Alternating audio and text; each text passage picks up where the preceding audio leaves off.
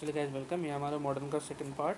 तो देखते हैं राजा राममोहन राय के बारे में। आज इनका जन्म 1772 में होता है। इनके पिता का नाम था रमाकांत राव। 1814 से 1815 तक इन्होंने आत्मीय सभा की स्थापना करी। इनको उपाधि दी गई थी राजा की, किसके द्वारा? अकबर द्वितीय के द्वारा। 1817 में इन्होंने क्या किया, हिंदू कॉलेज खोला कलकत्ता में, इसके सहयोग से, डेविड हेयर के सहयोग से। 1821 में उन्होंने क्या किया, संवाद कौमुदी एक बंगाल भाषा का एक पत्र चलाया।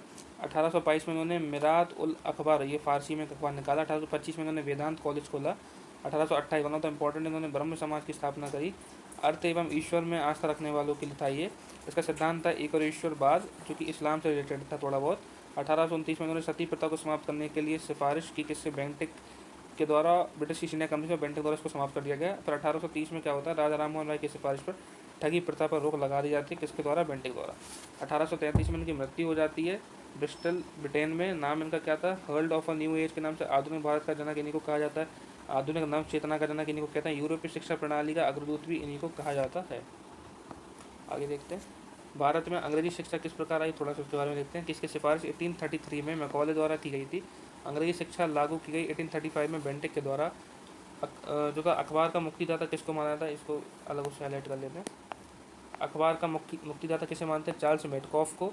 1835 में आए अखबार की स्वतंत्रता, बेंटिक पहला गवर्नर जनरल बना, कहाँ? भारत का।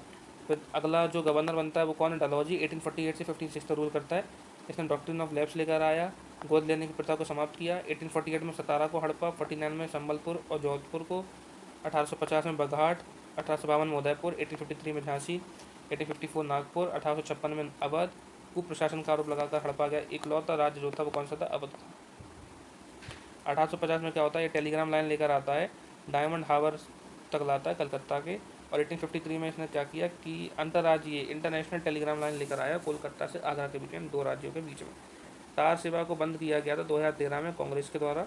फिर देखते हैं रेलवेज का डेवलपमेंट। तो पहली ट्रेन 16 अप्रैल 1853 को चलती है, बॉम्बे से थाने के बीच में, 34 किलोमीटर।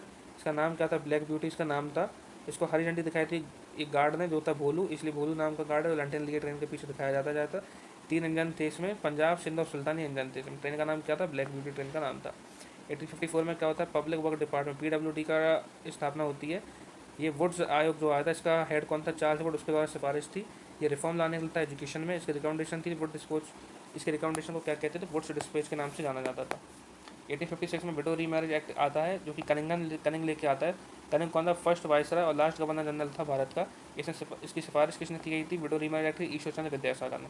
1856 में डलहौजी द्वारा क्या होता है, इनफ्लाइंड राइफल का आता है, जिसमें चर्बी लगे कारतूस का प्रयोग किया गया था। फिर 1857 का रिवॉल्ट होता है, जिनको अपनी नेक्स्ट वीडियो में देखेंगे। Thank you.